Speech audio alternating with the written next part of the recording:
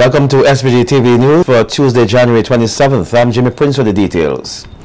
With rumors circulating that a patient at the Milton Cato Memorial Hospital was admitted for Ebola, the Ministry of Health, Wellness and the Environment is assuring all Vincentians that those reports are false. A statement issued by the Chief Medical Officer, Dr. Simone Kiza-Beach, indicated that there are no cases of Ebola in St. Vincent and the Grenadines. I wish to confirm that there is no Ebola case being treated at the Milton Cato Memorial Hospital. The ministry can confirm that a Nigerian medical student who has a history of malaria is being treated for a malaria relapse at the Milton Cato Memorial Hospital. I would like to emphasize that because of our current surveillance system, the ministry was able to quickly determine that this person does not meet the criteria to be considered as a suspect case of Ebola. The Ministry of Health, Wellness and Environment is working closely with the Caribbean Public Health Agency, CAFA, in the management of this patient who is currently being treated in the isolation unit of the Milton Cato Memorial. Meanwhile, with the confirmation of a malaria case here in St. Vincent and the Grenadines, CMO Dr. Kiza-Beach has said that the Ministry of Health, Wellness and the Environment is doing its best to ensure proper management of the case. The Environmental Health Department has intensified its malaria monitoring and surveillance program to ensure that this country remains endemic malaria free and solicits the support and cooperation of everyone in this regard. Dr. Kiza-Beach gave a brief synopsis of the malaria disease. It is caused by the bite of an infective Anopheles mosquito. Over the past decade, vector control inspectors have identified at least one species of Anopheles on the mainland. Unlike the species of Aedes mosquitoes, the Anopheles species breeds in free-flowing oxygenated waters such as clean rivers and streams, including springs. Meanwhile, the CMO listed some measures which the nation should undertake to ensure they do not contract malaria and to prevent the breeding of the mosquito which carries the parasite.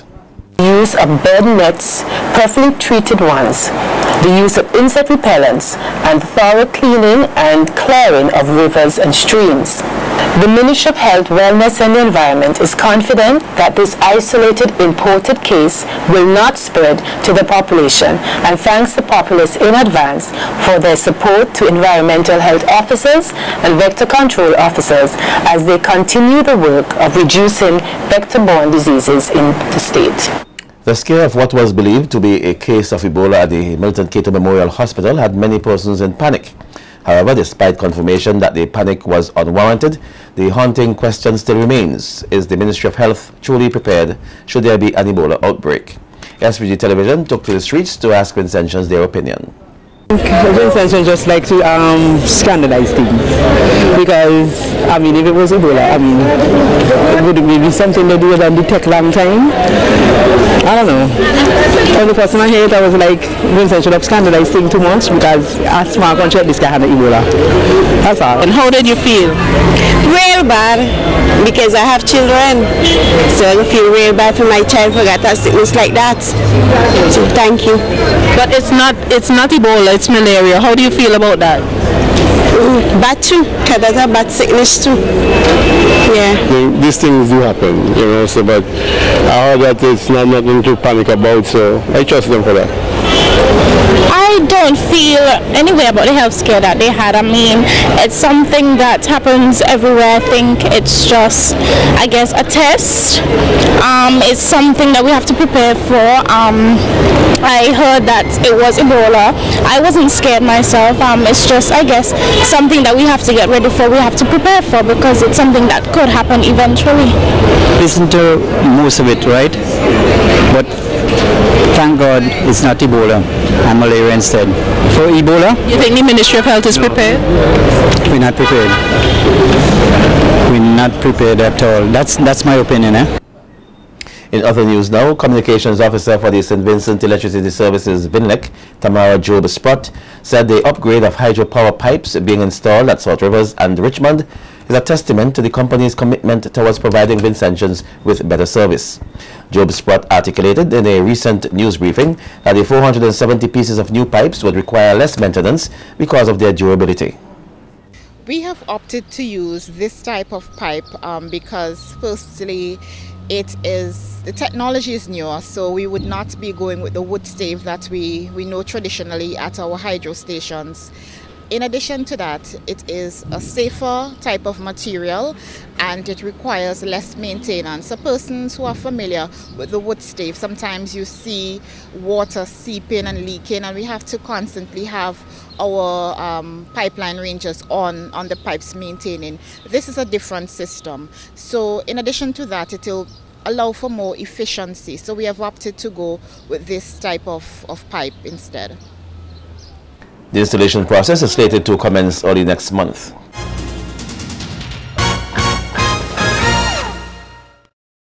The thousands gathered on Sunday at Fancy to bid farewell to the deceased and missing in the rock gutter accident were reminded that trials come along to make us stronger. Shawan Garawe, who covered the event, has this report. Fancy is a small indigenous community at the most northern point of the island, which is known for its tranquility. However, on Sunday the 25th of January, Fancy was abuzz as thousands flocked to the area to join with residents to bid farewell to the deceased and those still missing at sea. Tributes were made by families, school principals, and students, among others.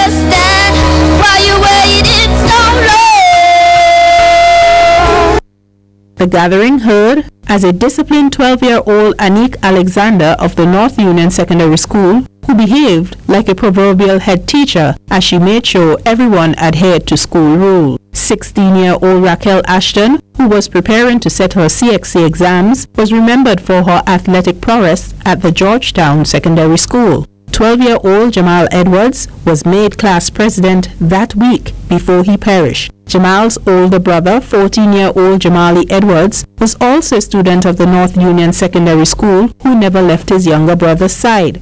He perished after he had ventured back into the sea to save his younger brother.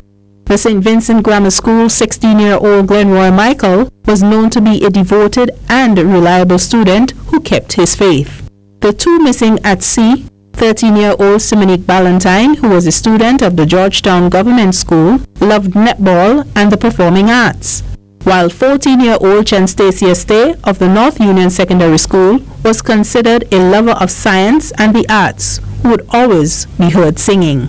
Delivering words of comfort was District Pastor of the North Windward Seventh-day Adventist Church, Sigmund Wiggins, who reminded those assembled that when tragedies occur, even to good people, as they did to Job in the Bible, deliverance normally follows.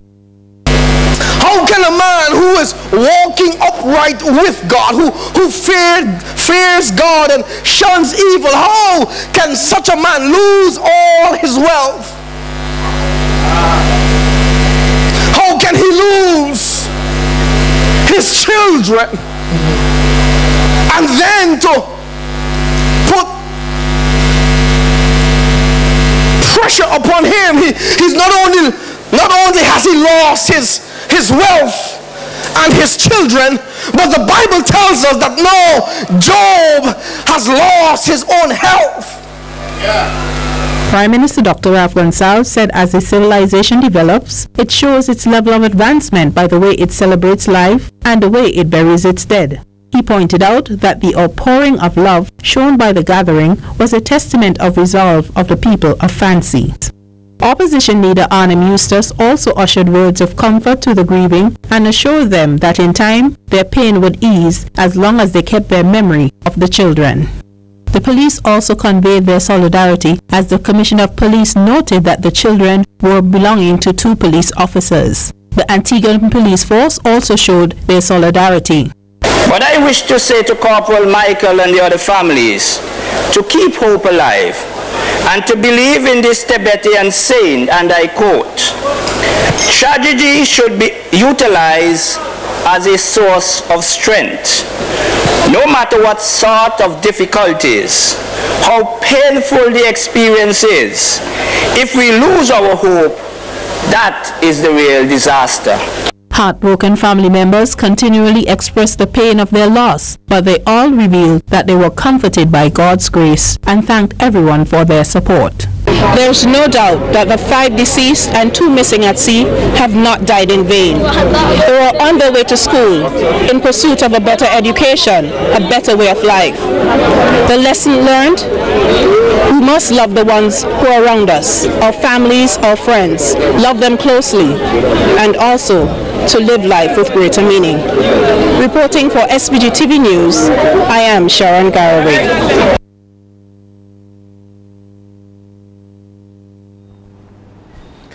Theft has many forms, and one which is commonly overlooked is where persons enter a place of business, consume an item, and then leave the establishment without paying.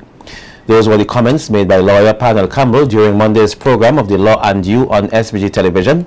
In his statement, Campbell noted that any form of theft is illegal and therefore punishable by law.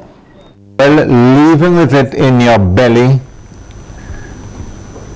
is just as much theft as leaving with it in your hand or in your pocket or concealed in a bag.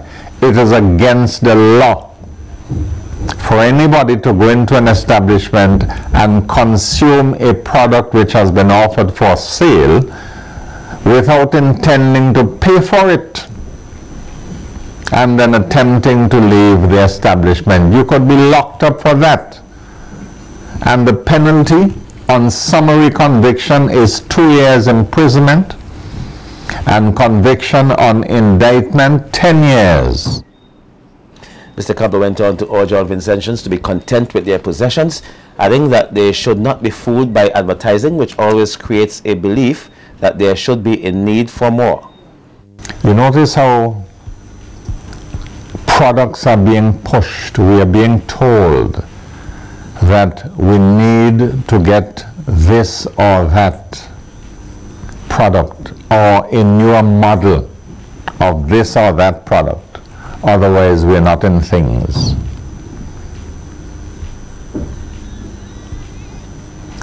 We are living in the age of consumerism,